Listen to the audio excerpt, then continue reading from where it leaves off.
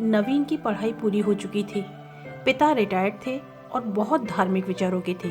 ब्रह्म मुहूर्त में उठकर पूजा पाठ करना, गायत्री मंत्र का जाप करना, ये सब उनकी दिनचर्या का हिस्सा था। नियम के बड़े पाबंद थे।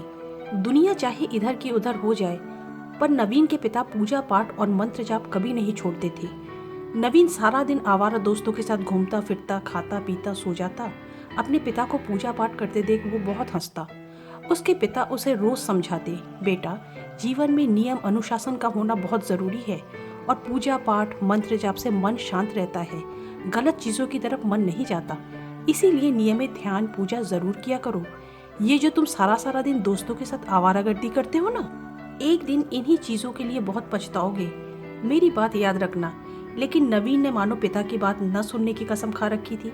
नियम अनुशासन ताक पे रख के रोज मटर गश्ती करने निकल जाता। उसकी माँ भी उसकी इन्हीं हरकतों से बहुत परेशान थी। एक दिन पिता के धैर्य का बांध टूट गया और उन्होंने नवीन को फटकारते हुए बोला, देखो बेटा, अगर तुम्हें हम लोगों के साथ रहना है तो अपनी दिनचर्या सुधारनी होगी। नवीन भी तैश में आ गया और गुस्से में घर से निकल गया। सारा दिन दोस्तों के साथ इधर उधर घूमा। रात को सभी दोस्त घर चले गए, वो अकेला रह गया। पिता की कड़वी बातें उसके दिमाग में चल रही थीं।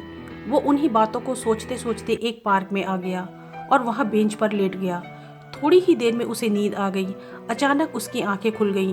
उसने देखा एक सुंदर लड़की उसके सामने खड़ी थी। वो किसी अप्सरा से कम नहीं लग रही थी। नवीन की ओर देखकर मंद मंद मुस्कुरा रही थी। अचानक उसने नवीन को साथ चलने का इशारा किया। नवीन सम्मोहित सा उसके पीछे पीछे चलने लगा। अचानक वो लड़की हवा में तैरने लगी। नवीन की तो सिट्टी पिट्टी गुम हो गई। उसकी बोलती बंद हो गई।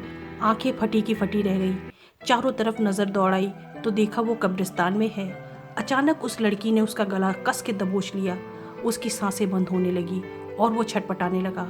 किसी तरह जोर लगाकर कब्रिस्तान के बाहर बेतहाशा भागा। वो लड़की जोर जोर से हंसती हुई उसकी तरफ लपकी।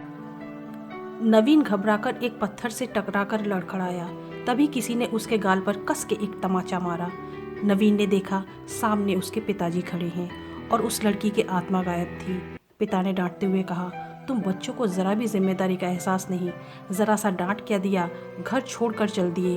अब बीच सड़क पे पागलों जैसी हरकतें कर रहे हो। नवीन समझ गया उसके पिता नियमित पूजा पाठ और गायत्री मंत्र का जो जाप करते हैं, उसी के प्रभाव से आत्मा भाग गई। वो मन ही मन बहुत शर्मिंदा हुआ और पिता से माफ़ी मांगी। तो दोस्तों, माँ बाप कितना भी गुस्सा करें, उनकी बातें कभी दिल पर नहीं लेनी चाहिए। नया साल है और नए साल में एक रेजोल्यूशन तो बनता है, तो रोज़ कम से कम एक मंत्र का जाप जरूर करना चाहिए। आप करके देखिए, आपको बहुत फ़र्क महसूस होगा और आपको बहुत पॉजिटिव वाइब्स मिलेंगी। आप सबको नए साल की ढेर सारी बधाइयाँ। जय श्री कृष्ण।